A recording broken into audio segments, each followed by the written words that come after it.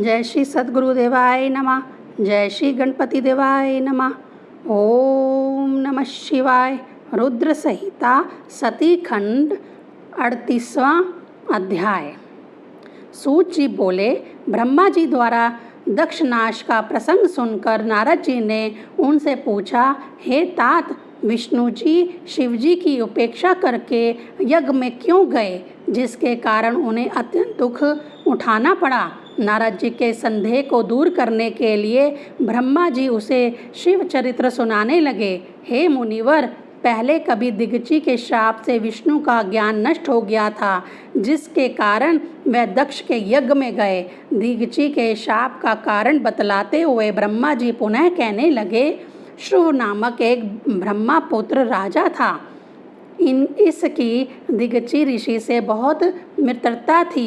एक दिन इन दोनों में भयंकर अनर्थकारी विवाद हो गया। दिग्ची ने कहा, ब्राह्मण सब वर्णों में श्रेष्ठ है, किंतु लक्ष्मी के मद में चूर शुभ का मत था कि राजा सब वर्णों में श्रेष्ठ है। उसने कहा कि श्रुति में भी राजा को सर्वमय कहा गया है, अतएव मैं राजा सबसे बड़ा हूँ। इस प्रकार शुभ के वचनों को सुनकर दिग्ची क्रोधित हो गए और उन्होंने शुभ को घूसा मारा। शुभ मूर्छित होकर पृथ्वी पर गिर गया, किंतु सचेत होकर उठते ही उसने दिग्ची पर वज्र से प्रहार किया, जिससे पीड़ित होकर दिग्ची पृथ्वी पर गिर पड़े और किसी प्रकार संभल कर उठे व बदले की भावना से उन्होंने शुक्राचार्य का ध्यान किया। शुक्राचार्य ने प्रकट होकर उनके घाव को ठीक कर दिया और सब वृत्तांत सुनकर शुभ से बदला लेने के लिए महामृत्युंजय मंत्र बतलाया और कहा कि इस मंत्र के जाप से तुम्हारे सब कार्य पूर्ण होंगे।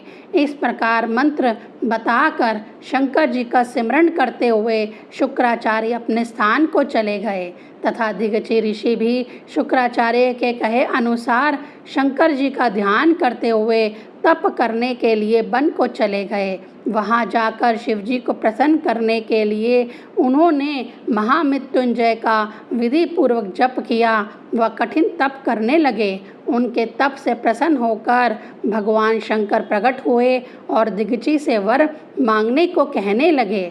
दिग्ची ने उत्तर दिया, हे प्रभु, आप मुझे 3 वर दीजिए। पहला यह कि मेरे शरीर की अस्थियां वज्र के समान बन जाएं। दूसरा, मैं सबसे अवध्य हो जाऊं। तीसरा, मैं सर्वथा ही दीन ना हूँ।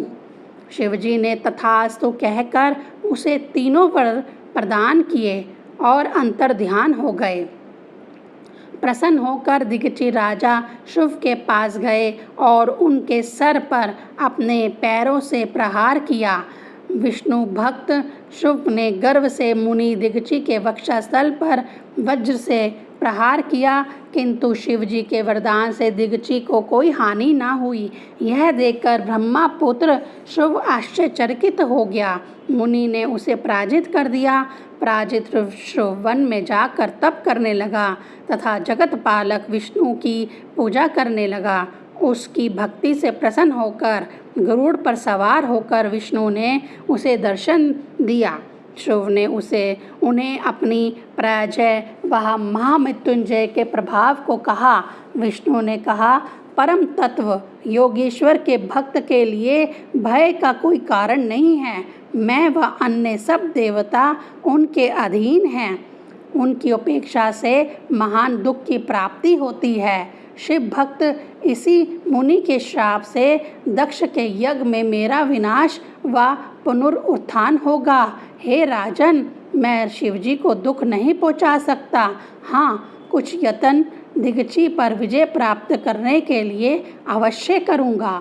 ओम नमः शिवाय।